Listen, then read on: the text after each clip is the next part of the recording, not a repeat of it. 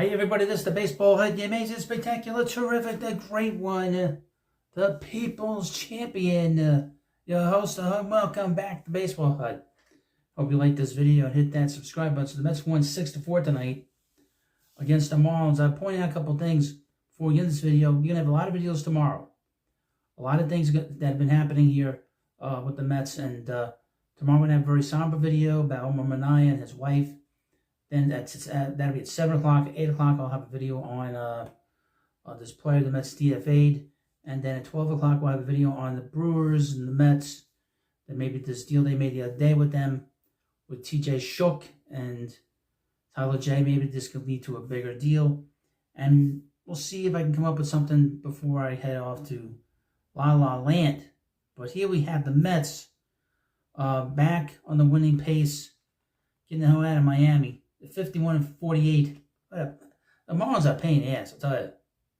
But this is their World Series. Now, the only concern is I think they play them again in August. I think it's Citi Field. But they really fought the Mets hard this weekend. But this is how it is, you know. Now, tomorrow they'll play the Yankees in a 2-game series, and they play the Braves, and they play the Twins. And then we go on to next Tuesday, and that is the Major League Baseball trade deadline. I believe it's 6 o'clock on July 30th. I'll be live on the air and a live stream for you. And a lot of live streams starting up very quickly and very soon. But the Mets won 6-4 tonight against the Marlins. I always like to start with the pitching. David Peterson did something that Christian Scott didn't do yesterday. And of course Sean Minaya didn't do. Got the Mets into the 5th inning. He pitched a complete 5 innings. Got the win. He's 5-0, folks. He is 5-0. You believe that? He's won 5 games. Who would have thought that he would win 5 games, let alone go 5-0? He was sort of searching a little bit. You know, a lot of base runners on tonight. The walks are still a problem for him. The Mets walked 6 batters in this game, but he was able to navigate the Mets into the 5th inning, and they used the bullpen to get the last 12 outs of the game. Jose Butto came in. He was okay. Maton pitched really well. He's been pitching well for the most part for the last month, even prior to the Mets bringing him in here. He's been okay for the Mets. He's a good pickup. Like I said, the Mets need another guy, a setup man, and a lefty reliever. And that bullpen could be pretty good. And Diaz, again, still having issues with his command of his fastball, but he was throwing very hard in that 9th inning, which was a good thing. It's all a matter of getting that command down. Francisco Alvarez was imploring him to get the ball down. That he wasn't finishing his pitches, and that's why, you know, the arm was kind of dragging through the strike zone. And they knew he wasn't getting on top of that ball. He kept getting him to get down on the baseball, keep throwing down on it. And that's why he was getting balls up. So specifically, of course, the left-handed batters, you're watching at home, left-handed batters, the ball is going this way. So say this is Alvarez, the ball is sailing this way. He's got to get down in that ball to get it to sink and go straighter down than the way it was sailing on him, you know, specifically on the lefties. That's why I kept telling him, get down, get the ball down. But I would mention Jeff McNeil had a really good game tonight. He made a pretty good play in that 9th inning. I thought that he could have gotten that double play, but he almost lost that ball. But at least he got an out. He saved that ball from any more runs scoring in that 9th inning. They're showing a replay of it. They might have gotten a double play if he held on to it. Who knows? If you really wanted to get that tie and run. But he had a big game. I would say he's hit the ball much better tonight. Much harder than he has over the last, really the last 2 years, really the last year and a half. He's hit the ball really hard. I thought he had much better at-bats tonight. And obviously he had a big game on Friday. He had 3 home runs in the series, had a home run tonight. That was one of the biggest at-bats that he's had in quite a long time. And the Mets won. That's the most important thing. He had a 3-run home run tonight, and that was huge for this club. This team needed somebody, and he was able to do that tonight. So, no, I'm sorry, he had a 2-run home run, and he had a sacrifice fly later on in the game. But he had a big game tonight. Obviously, Francisco Lindor had a big game.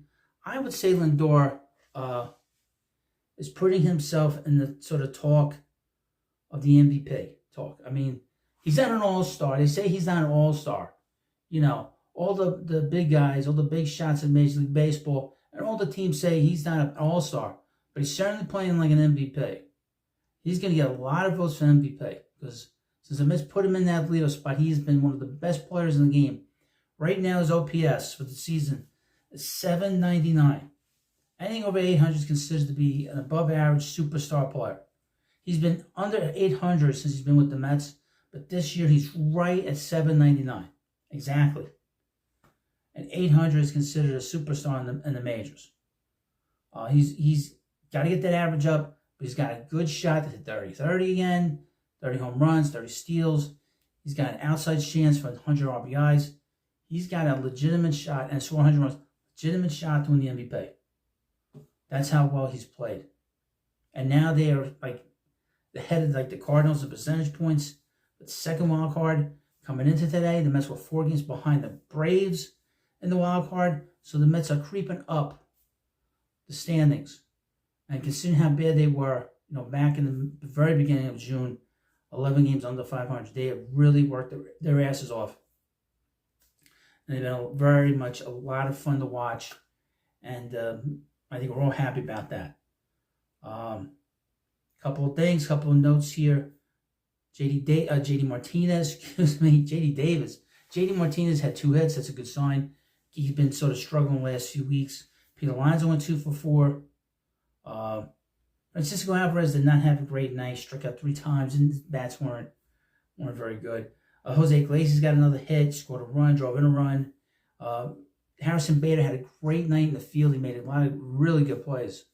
He made a great diving play later in the game that saved a base hit. But this was a pretty good win by the Mets. Very solid win.